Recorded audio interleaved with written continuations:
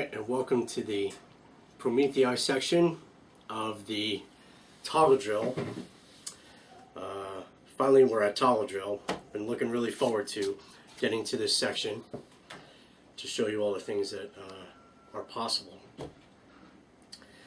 For the Fire Dojo, it's Primal Basic number 5, according to our little organizational chart. And of the basics of the axis drill methods, it is the highest basic method you could reach for our scale of more pieces, less effort. So now originally this is a two-person method, two-person technique, and but this and we're going to go over that, how that's done in our Science of the Basic form. We'll show you the basic form. And but when we get to Art of the Variation, which I'm very excited to get to quickly, the toggle drill for the Fire Dojo has been very essential in proving a lot of my theories from Tao of Lao Core 4 theories of really what's possible and what a person can do and pull off with friction firekeeping. It's gone places where no one in the world has gone before with methods and techniques because of these theories. So not just anyone of normal average function, not just them, can pull off this technique. And that includes people of a young age. For example, my son, Jacob. So we're going to do the two-person toggle drill together. But in Art of the Variation, it would be very possible to not only have a child to do it on their own as a method and technique, but most likely also people with disabilities. People who have limitations. And in the last section I started off with mentioning, what if you only have one arm to work with? Things like that. Well, the toggle drill, as you'll see later when we go into the civilized variations of things that were created in the Fire Dojo, we're going to see some things that are going to be extremely easy for people even with disabilities to do. But here's what I'm really excited about showing you when we get into toggle drill. So far we've already gone into woods that people who even have experience, a lot of experience with friction firekeeping, we've gone over some woods and done woods and gotten coals with woods that people wouldn't even normally imagine trying to get away with. Oak, hickory, ash, things like that. Osage orange, walnut. Most people wouldn't even touch those things. But we've pretty much proven that it can be done if everything is balanced, according to the theories. But we're going to go even beyond woods of that hardness. So, in fact, we're going to get into a few of the world's most hardest woods, just to show you how easy this method is, toggle drill, if you balance all the variables correctly. Okay? And I'm excited to get started and to show you these things, so let's jump right into Science of the Basic Form with my son Jake, and so that we can move on to Art of the Variation, so I could show you those things. Alright?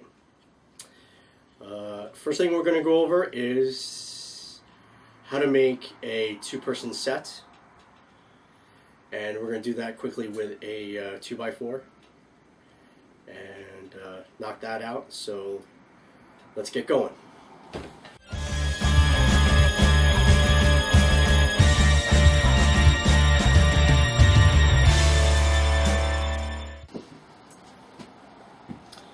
Alright, so welcome to Science of the Basic Form of the toggle drill. Primal Basic number 5 on our list. and we're going to make a 2-person set. So you're going to do that from your 2x4 that you leftover pieces from that you did probably from the pump drill that we just went over. Now you're going to cut the rest of your 2x4 into 1-foot sections, approximately 1-foot sections, and again, hopefully that piece that you got at the hardware store is sided straight, doesn't have much of a propeller twist or anything like that, or it shouldn't have it at all. Should be fairly straight grained, like this one here. Okay.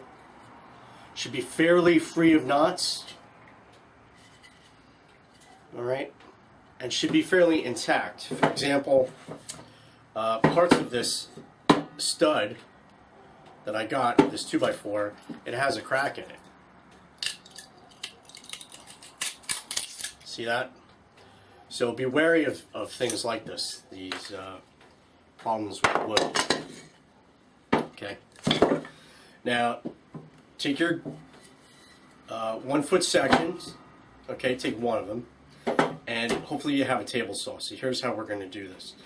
Now, the first thing we need to cut is, well, first we need to get our measurements.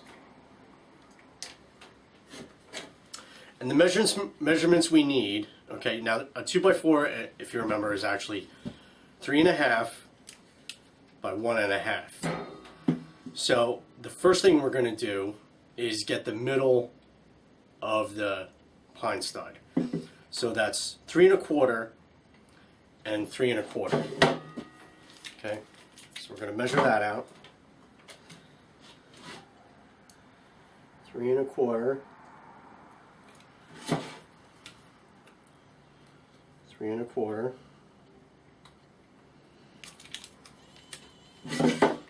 And we're going to draw our line down the middle so we know where to rip this on the table saw.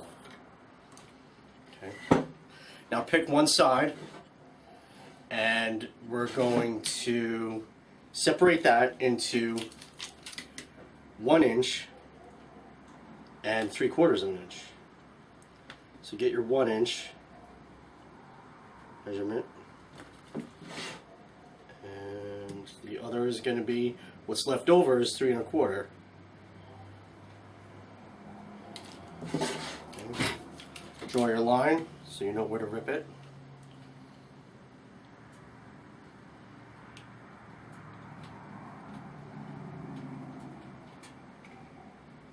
I'm getting it. There we go. Okay.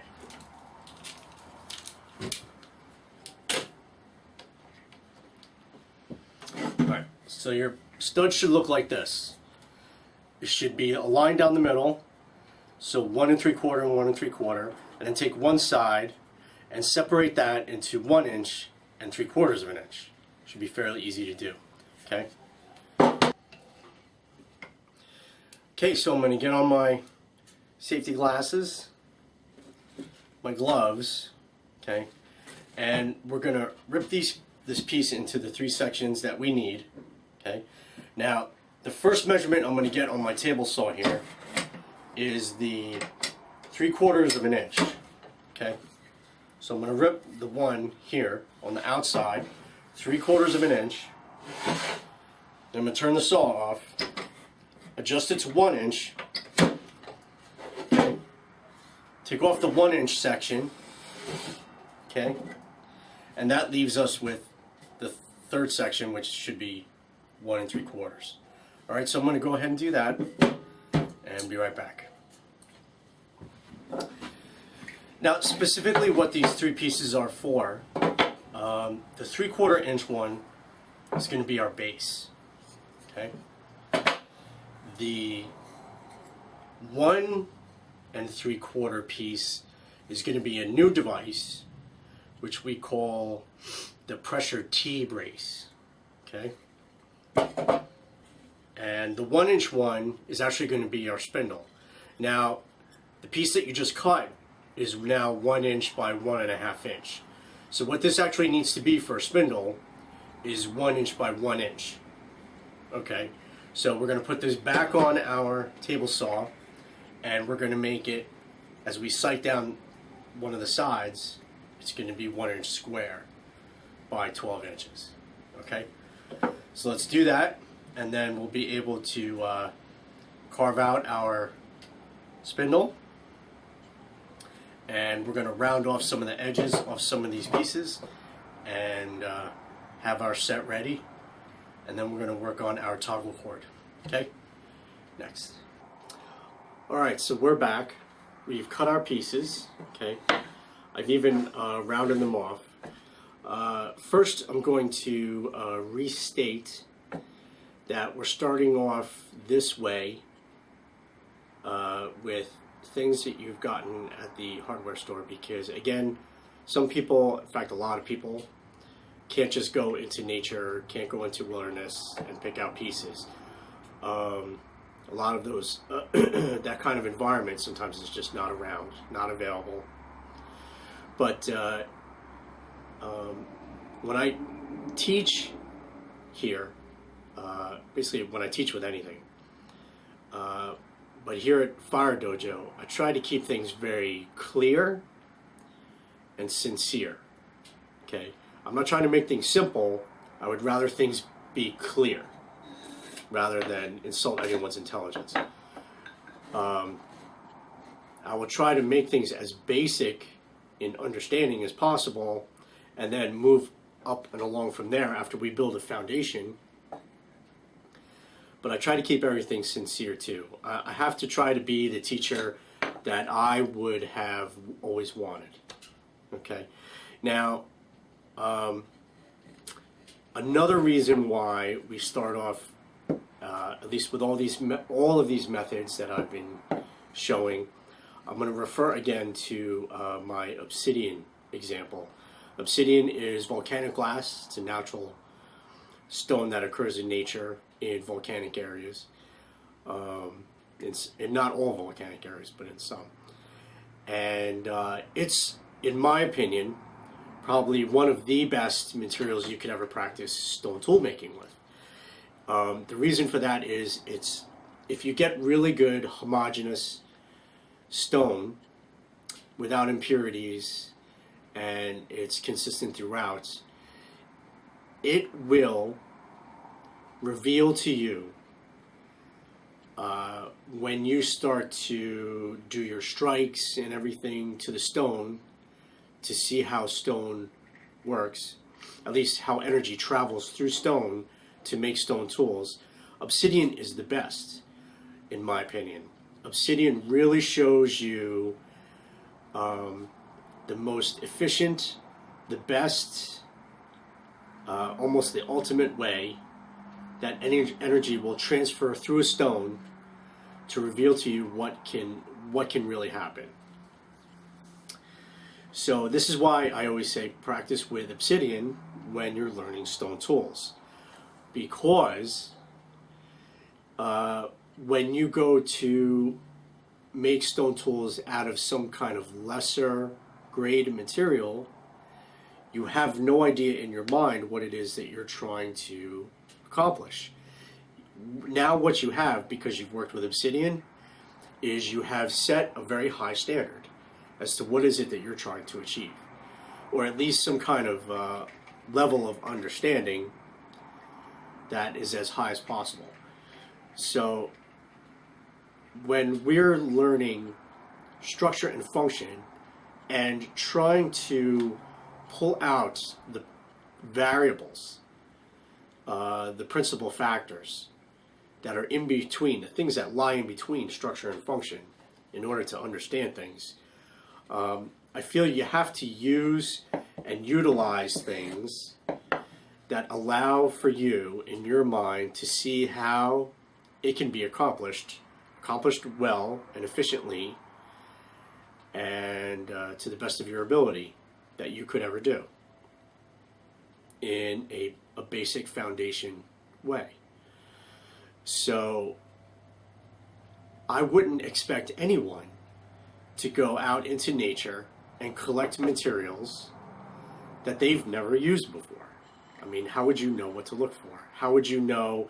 You wouldn't have in your mind what it is that you're trying to accomplish. So here we're going to do something, accomplish it, get a success, and then if you want to do things primitively, more power to you.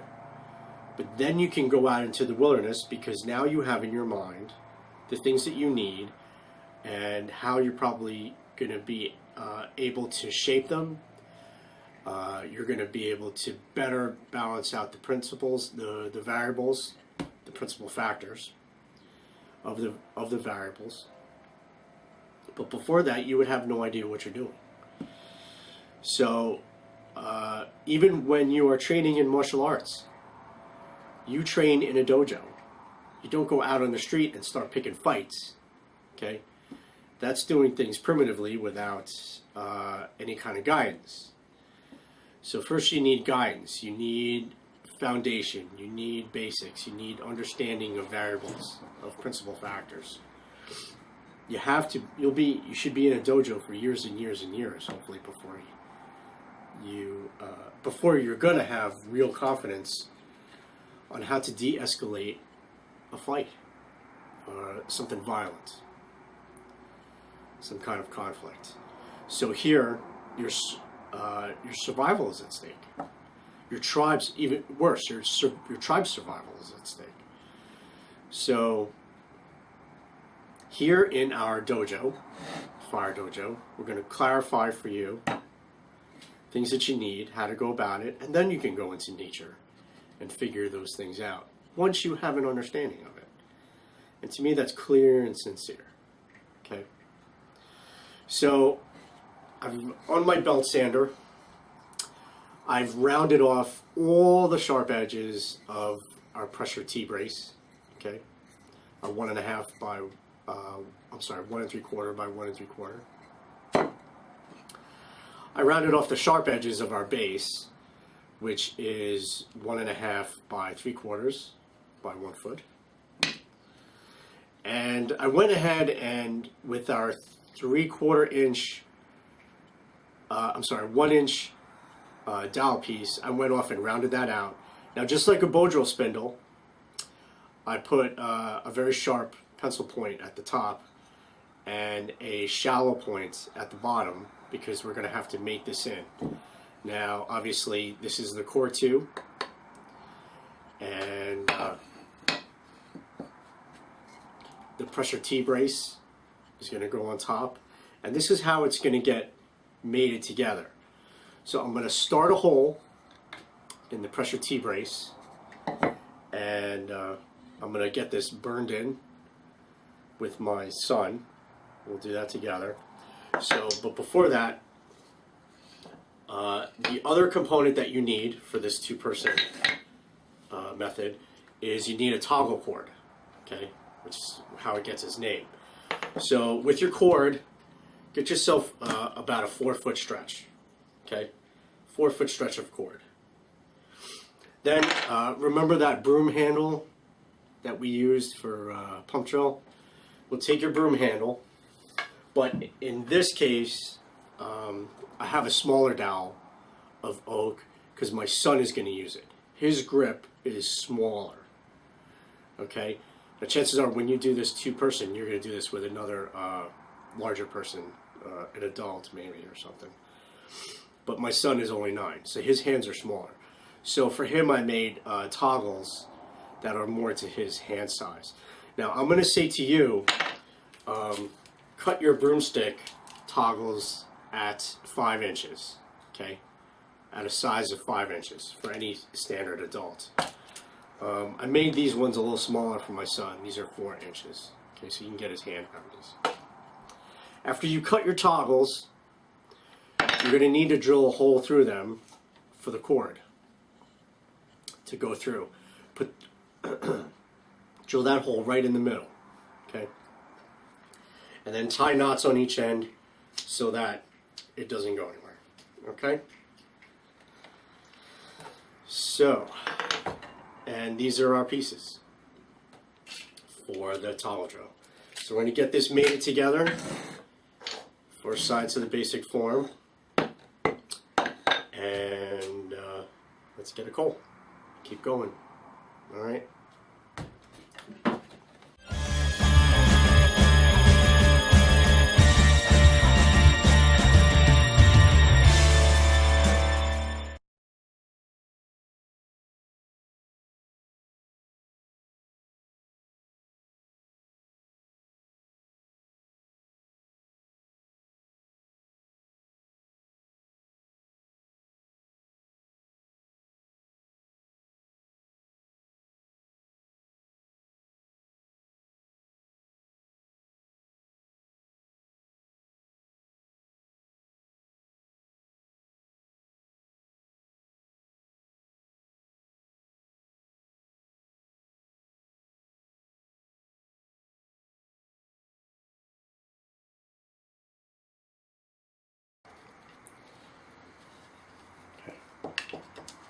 Right here.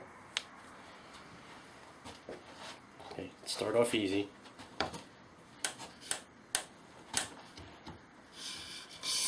Nope, got slack. Don't slack. Okay, go. Nope, you got slack. You're not supposed to slack. Okay.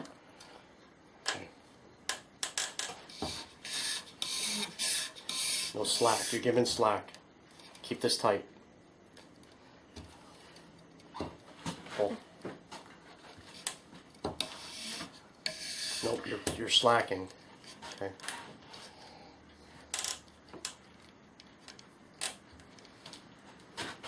Nope. Okay. You have slack in the line.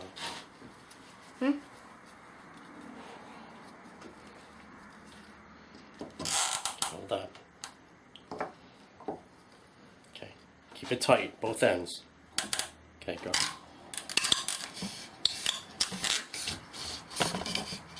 Nope, you have slack in the line. It's spinning. Okay, go. Nope, you're slacking the line. Keep tension on it. You have to keep pulling on both ends. Okay. No, you're letting one side go. Okay, you can't do that. Okay, go. No, you're not keeping it tight. Nope, you're letting it. Okay, go. That's it. Okay, faster. Keep tension on it. Keep pulling on it. Pull.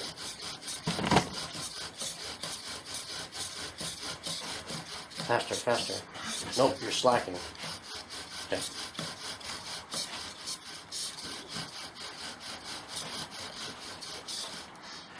Alright, very good. Very good. We'll keep practicing that.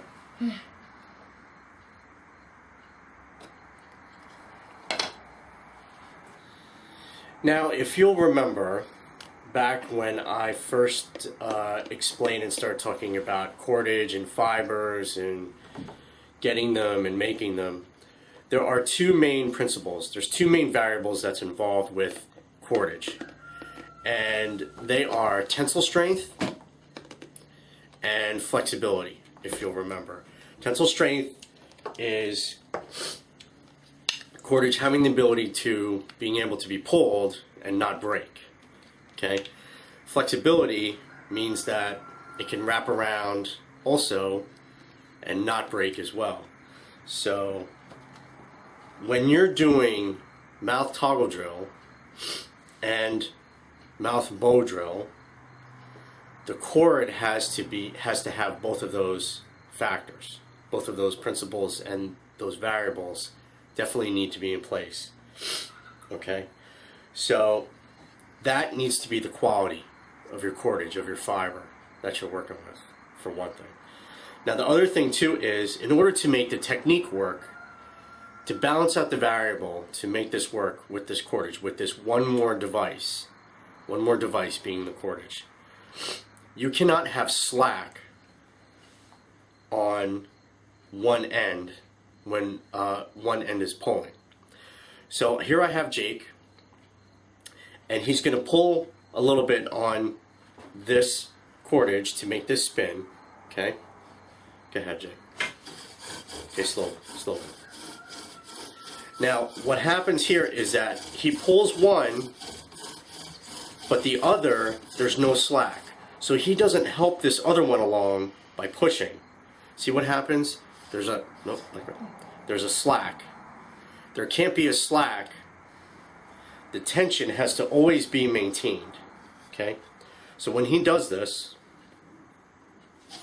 okay, there's always a tension. So even though this one over here, when one pulls, the other gives, where it's giving, there's still tension on the line. Understand what I'm saying? Because if you pull and you have slack, go ahead, pull. Okay, it's going to slip. Okay, so you have to maintain tension on the line at all times. Okay, from both ends, regardless of what end is doing what. Okay, very good, Jake. Now the bow, and we'll get into this again in detail with the.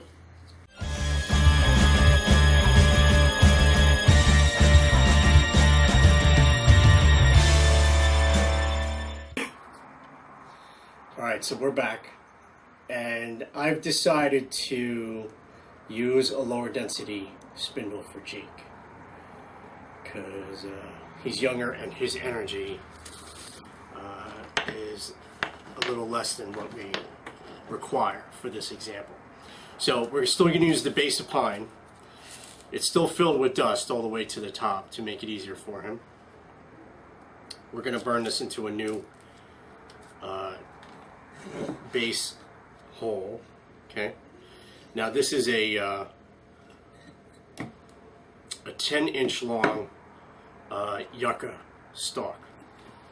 Okay, and it's about three quarters of an inch in diameter. So I'm going to step on each side of the base, like I was doing. Okay, and we're going to raise that up. And we're not going to pull too hard on this because we don't want to break the spindle. Okay, so we're going to warm that up. Ready, Jake? Straighten out your legs. Good. They can't see the base. All right, hold on one second. Stop. So we're going to face this way. You're going to come around this way. Okay. Move over. Now there. You're going to sit over there. Okay. A little more. Okay. Now put your leg down so you can see the base. Okay. Put your foot on the outside. Oh. Okay. All right, ready? There we go.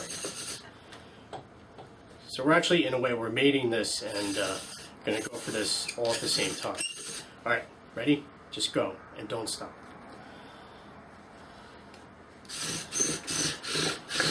That's it. Make it smoke. That's it. Don't stop. Don't stop. You can do it. Keep going. Keep going. That's it. Keep going. Go, go, go, go, go, go, go, go. You're almost there. Go. Go, go, go. All right, don't freak out. Keep going. Go, go, go, go, go, go. Go. Don't stop. Don't stop. Don't stop. Make it smoke. Make it smoke. Make it smoke. Make it smoke. Smoke. Smoke. Smoke. Okay, stop. Why? Oh. Did it? I did it.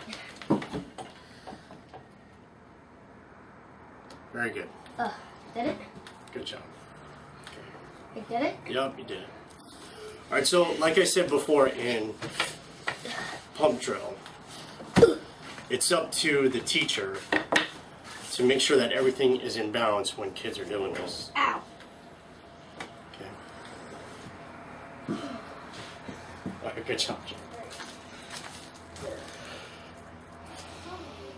All right, so there's our coal, and that's the basic toggle drill form, method, technique. And what I really want to share with you is you could see this method being done in how it used to be done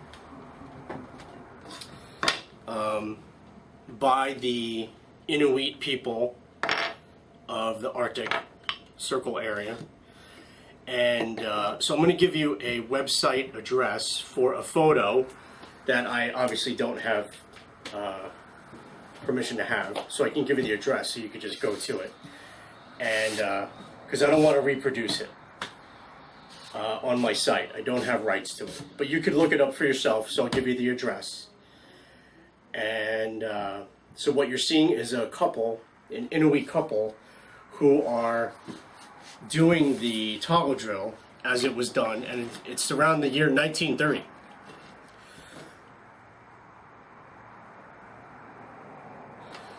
So that's basically the setup for it, and you'll see that Jake and I were trying to do it the same way that they were, except we weren't trying to do it on a dog sled.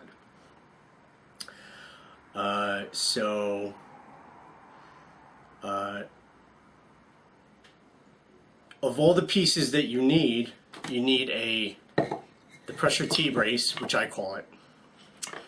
You need the spindle. You need the base. You need a cord. You need 2 toggles. But the real key to this equipment is that you need another person. And again, here in the Fire Dojo, we try to do everything as one person.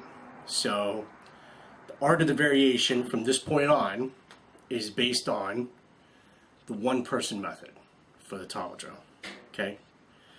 So we're going to need more equipment. So we're going to need to do the pressure lever brace, which you saw in the giant drill. This is going to be a more involved explanation of that pressure lever brace. And I'm excited to show you what things are possible. Alright? So from this point on, we're going to art of the variation. Okay? Here we go.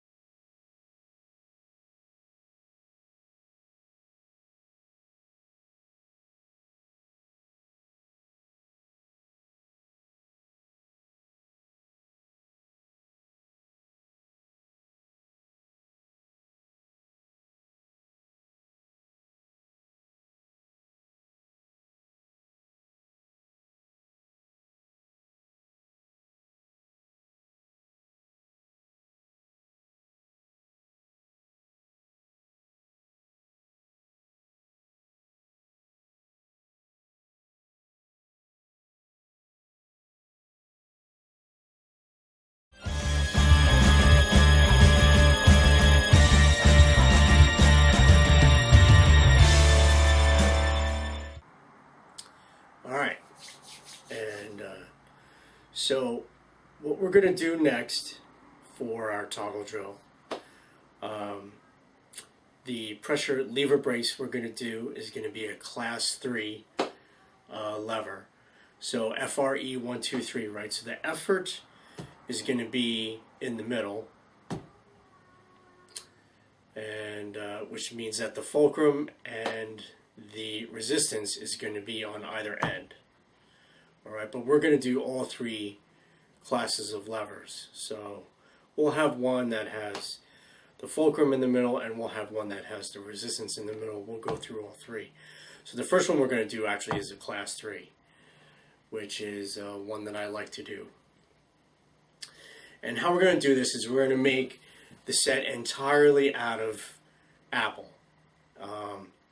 I mentioned earlier that in the storm that we had, my neighbor's apple tree, some huge branches came down. Well, we harvested those branches, and here in this box is only a sampling of what actually took off some of those branches. So what we have in here is going to be some bow drill spindles, some mouth and hand drill spindles, and we got some Y branches. Actually, this Y branch is what we're going to be using for our lever. All right, this is going to be the top of the lever that is going to have the effort in the middle and the fulcrum on the end here by the fork, and the resistance is going to be on this end, right here at the Y. All right. Now this is apple.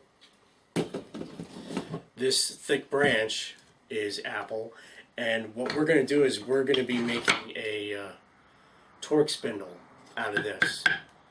Okay, so I'm going to work on that. We have our reload of apple, and we have our base of apple as well. Okay, now what's necessary for this lever that we're going to do is, like I said, we need 2 pillars, and my He Dojo here, my Fire Dojo, has 6 pillars, but we need a cross bar. So one of the large branches of the apple here,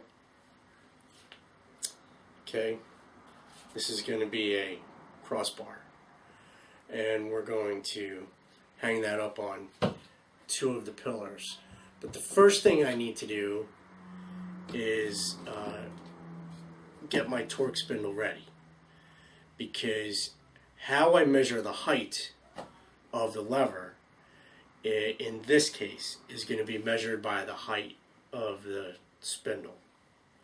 So I'm going to prepare the spindle, and then we're going to measure that to get the height of the cross bar. All right, and then we're going to light it up after I show you how everything gets lashed together. Okay, so I'm going to work on these, and we'll be right back. Alright, so here's what we've done so far. I've taken that stick that's going to be a spindle, I put it on my lathe, and took it down, took the bark off. You can see it's still a little bit green there. And pointed the brace end. I put a socket hole in the base end. It's quartered. It's about a 5/8 inch. I used a Forstner bit to drill the hole, and it fits this 3/4 inch reload of apple, and that'll fit in there with a hose clamp. The base is apple. It's a flattened branch, and as you can see, I used a Forstner bit to start the hole, which should fit nicely. Okay, Now our crossbar, I've lashed to 2 of the pillars. Now as you can see, I have 2 different kinds of lashings going on. I have a diagonal lashing on this side, and I have a square lashing on this side. And these are some basic Boy Scout type lashings.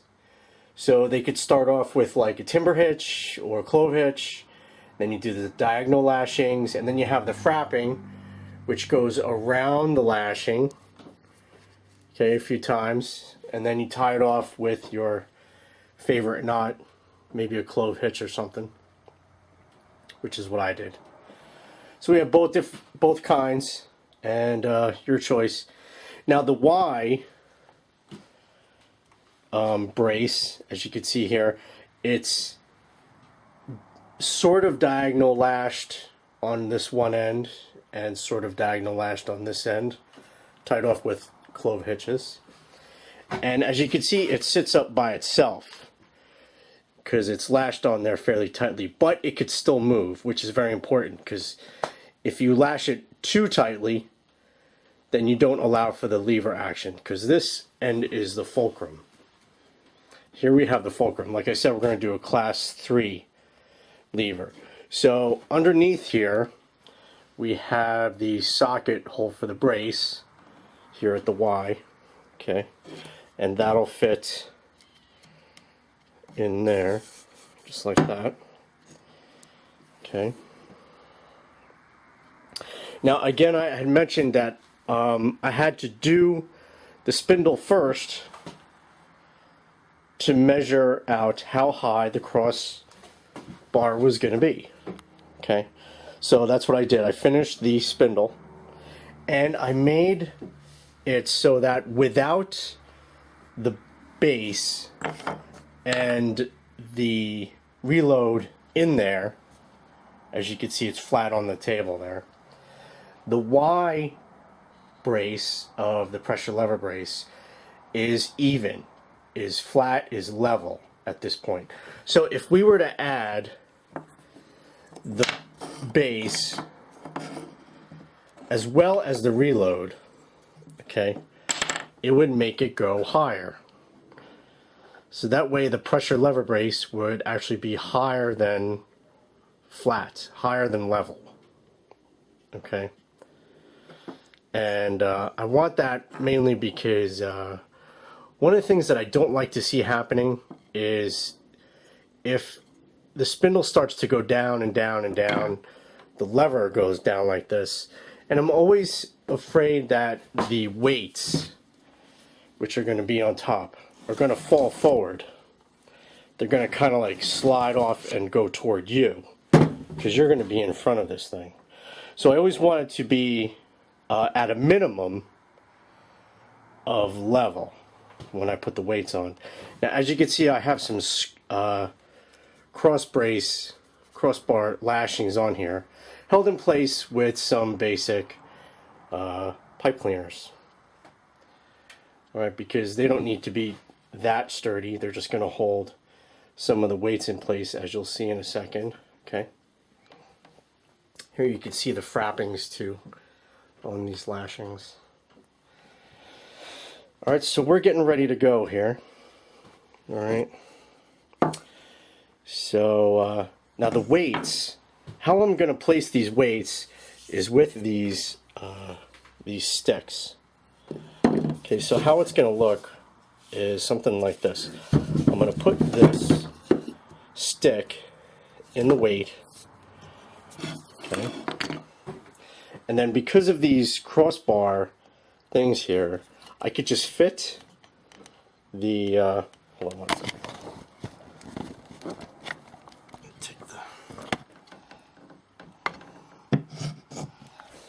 I had to put the spindle in place to hold it up.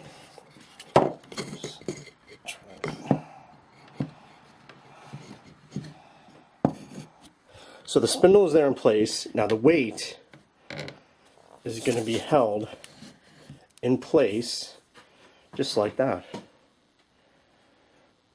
Simply because these sticks are going to hold just like this, and not go anywhere. I could do this one this way, right? Let me just put the other weight on. Just like that. And there we go. Now this is one example of a way to put weights on. You could put them directly on top of these cross braces and kind of tie them down, lash them down, however you want to do it. This is a class 3 lever. So what we have here is the resistance on the end, and we have the effort in the middle, and the fulcrum on one end, because it's FRE 1, 2, 3, right? So a class 3 lever is going to have the E, the effort, in the middle. All right. So we're going to get this base along with the reload mated together, and then we're going to get us a coal. All right, let's get that going.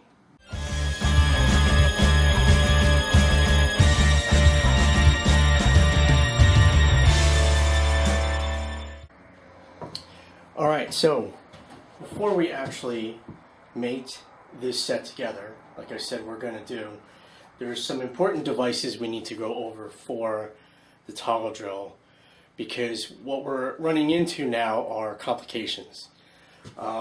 Remember, when you start adjusting these variables, when you mess with one thing, sometimes you mess up another variable. Okay, now we're supposed to, with this set, traditionally have 2 people.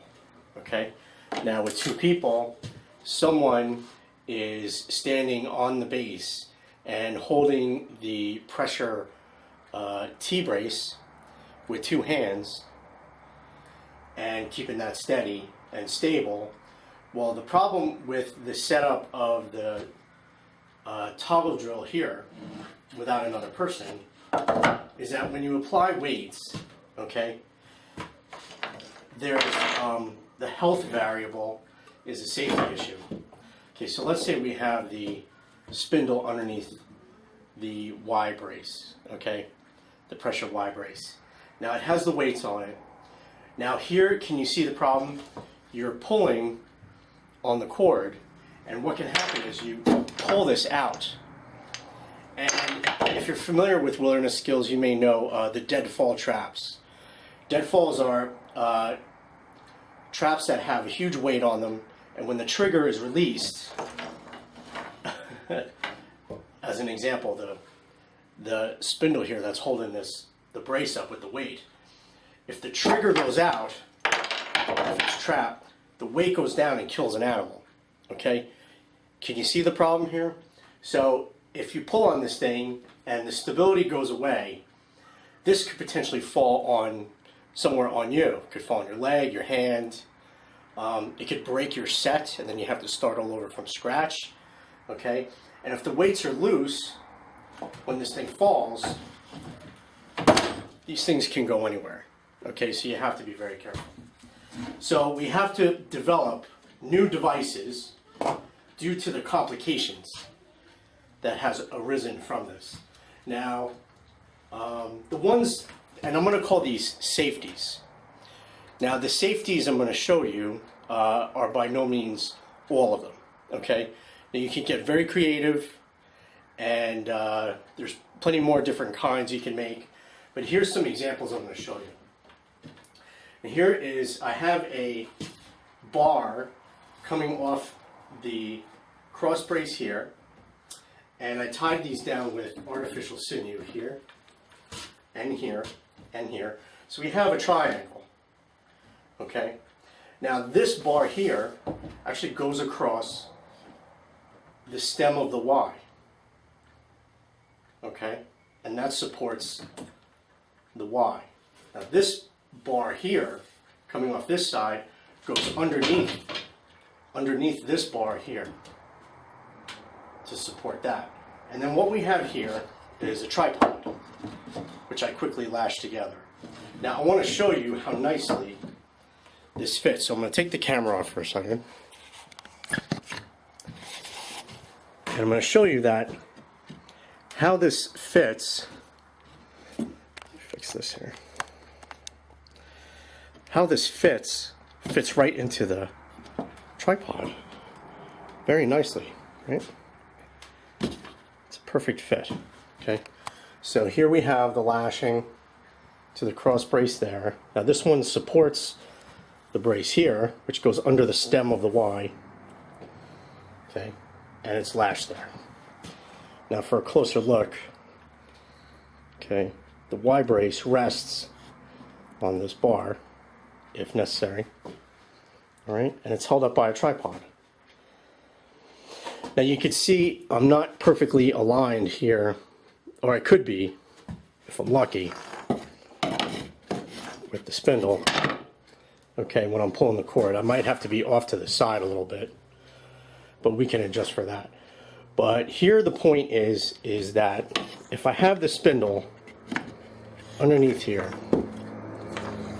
okay, now I'm going to put the camera back. All right, and here we go. Here's our example. I have the toggle cords, okay? The spindle is holding up the Y brace right now. I have my safety in place, so if I pull away the spindle, the whole pressure lever brace gets caught, and it's a safety. And that way we stay safe. Okay, so that solves that complication in case that happens. All right, because we have to stay safe. So let me show you a couple more. All right. So I'm going to stop the camera. I'm going to remove this one brace. All right, and so you could clearly see the other. Now for this next one, here I just have the tripod, and it's a little shorter than I would like. But as an example, okay, the reason why I had the bars across in the first place was because now we have a complication, a space issue. Here clearly the tripod is sitting in front of the spindle, and that kind of keeps me from being able to do my back and forth rotations with the cord in a clear manner, okay? Because this is obviously in the way, all right? But here, if I were to remove the spindle, okay, the tripod would catch the bar again if it were to slip, okay? Let's do another one. Let's put the spindle back. Now another one you could do is a simple Y branch. Now you have to make sure that maybe this needs to be supported with some cord around here, because you don't want this to split down the middle. Okay, if this catches just right, it may just break along the grain like a wishbone. Okay, and you don't want to do that. Now this Y stick is supposed to actually be maybe another foot longer. Okay, if you could see at least another foot, and that foot gets buried into the ground like a stake. Okay, so but here you have to pretend that this is the ground and this is actually buried in the ground in order to catch the Y brace when that falls. Okay, this can't just be a stick that just sits on the ground, because that won't be stable. Okay, it has to catch it. All right, so that's another example. Now remember, all of your safeties have to be sitting below, okay, because you have to measure in the height of the reload and the height of the base. So if the base and the reload height give way, it has to be at the height that will catch at the safety. All right? So here's another. Now in old Japan, actually in some parts of the country of Japan, they have fireplaces inside their homes called an irori. And from the irori hangs a hook from which iron pots hang from like near the ceiling and over the fire. And from this idea, you take a hook. Here's a branch that comes off a sapling. By the way, all these are still made out of the apple. that we collected. The tripod is Apple, the cross braces, the Y stick. This hook is all made from Apple. Just like the whole entire set. The pressure Y brace, these sticks, the spindle, the reload, the base, all of it is Apple. So we get our hook there, okay, so that it stays in place, so that if the spindle gives way, the hook catches the pressure lever brace. Now, since you have two pillars with the crossbar, okay, the pillars are probably going to be trees, right? And if there's a branch coming off one or two of the pillars, you would suspend this cord from one of those branches if one of those branches is strong enough to stabilize and support it, for one thing. And it has to be directly over where it would come straight down, if you know what I mean, of the pressure lever brace. Okay? So let's do another. Let's get this out of here.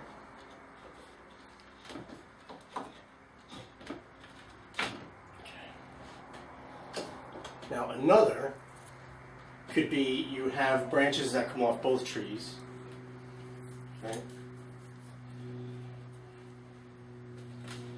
You have branches that come off both trees, and you would tie a cord to the stem of the Y.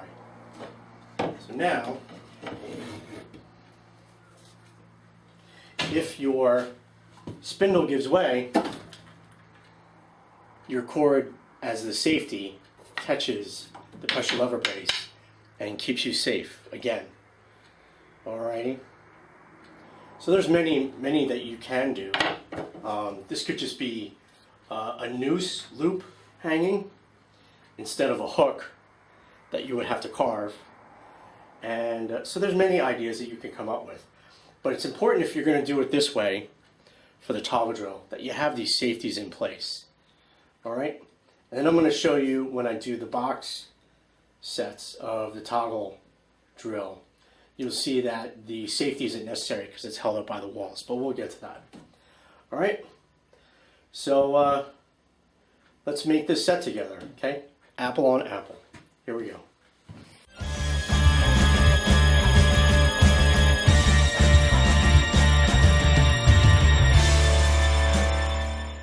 Okay, so our set is made stable.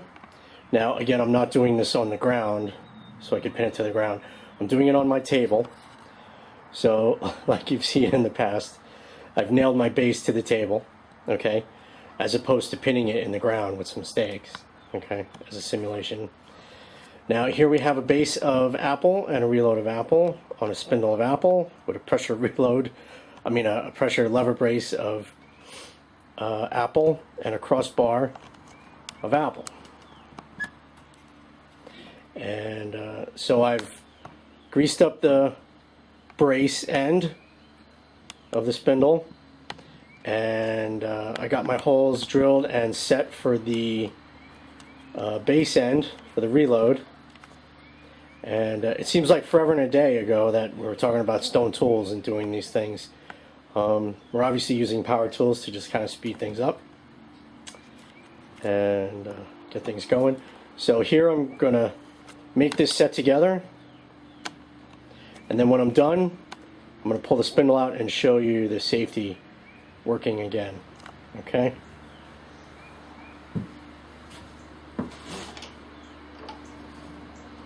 So the cord is wrapped around several times. Well, the other thing too is the person that would be, because this is a two-person drill, traditionally, that person is holding the spindle at a certain angle, okay? Because the person that's holding the cord and doing the back and forth drilling, okay, is exerting pressure in one direction, okay? Now, with the hand drill and the mount drill, we have the bilateral force, right? We have bilateral force. Now with the bow, we have a unilateral force going in each direction. Okay? Now, and with the pump drill, you also again have a bilateral force, okay, because the cords are on both sides. Here the toggle drill is different. Here you have reciprocation going back and forth, but it's not going like a bow drill one way and then another. It's not going this way. Both unilateral directions are both going in the same direction. So what can happen is you're forcing the spindle to burn toward you all the time. So you're going to get drift. Okay, drift is bound to happen. This is a complication that's bound to happen when you're doing the toggle drill. Now, the person that's holding the pressure T-brace normally adjusts for this by adjusting the angle. They can adjust backward, they can adjust forward, they just have to lean forward or backward. Here you can't do that. Okay, the entire set has to be made stable. So what you can do is set up your spindle at the certain angle that you're burning. Okay, I know it's going to burn this way. Okay. The other thing too is if you're going to get drift, you don't want to drift toward your notch, and you don't want to drift too far away from your notch either. So, like with the mouth drill, the notch is on the opposite side, so you could see down. Okay. With most of the other drills, the notch can face toward you. But in this instance, I'm having the force burning toward me. That's definitely going to drill and burn into the notch if I had it this way. So here's the thing. When I do toggle drill, I like to have my base set up not across from the spindle, but actually in line with the force. So as you can see, the base here is actually in line with the direction that I'm pulling. All right? So it doesn't burn into the notch or too far away from the notch. Okay? We're just mating it now. But when I'm done with this, we're going to put the notch on the side, and then we don't have to be afraid of a burning drift going either direction. It's actually, if it burns any direction, it burns into the base, along the length of the base. Okay?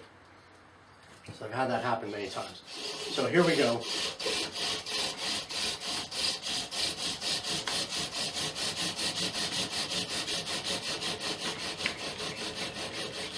So again, we have a crossbar connected to two trees with a pressure Y brace.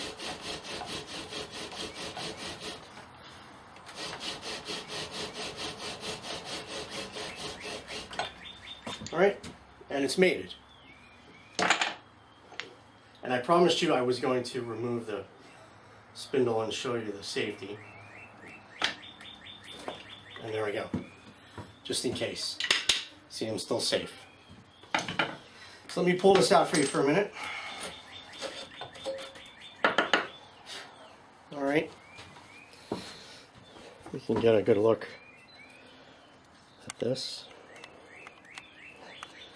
All right, so it's mated. You can see it has the reverse button in there from the space in the spindle. In the reload, I have it drilled to get rid of that dead space center. Okay, so you can see I'm going to pop that button out, and I'm going to carve the notch, and we're going to light this thing up. Okay. All right, so I put my notch in. I took out the dead space button. I'm going to put this back.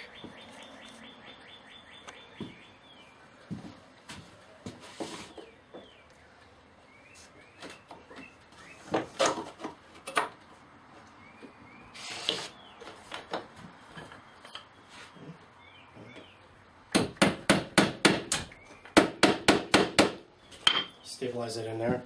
I'm going to put a little bit of sawdust in the notch, just halfway.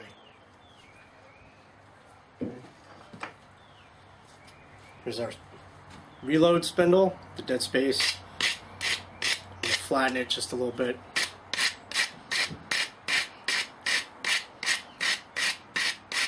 with the sandpaper, or an abrading stone as it would be. Okay. We have our safety. I'm going to grease that one more time. The linseed oil. Okay.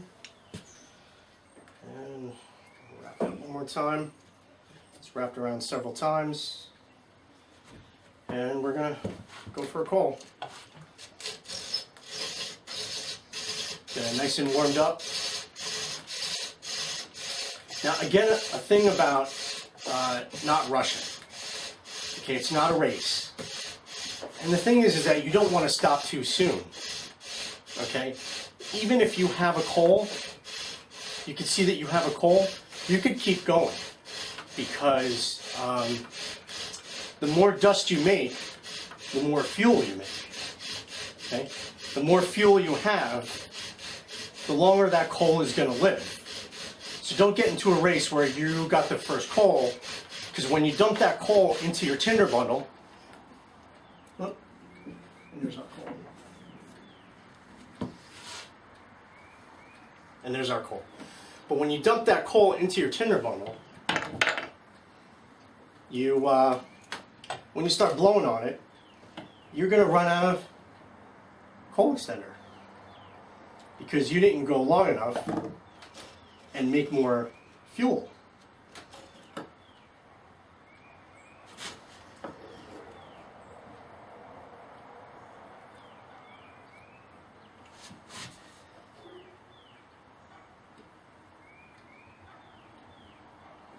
Let me get a card here. I didn't put down my coal catcher.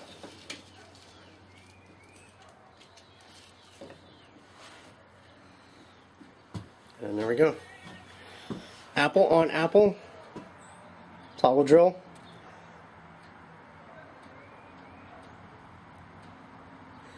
And there you go. Pressure Y brace. Alright, so our next one is going to be the Trident. Okay? The Trident variation of the pressure lever brace. Okay? Here we go.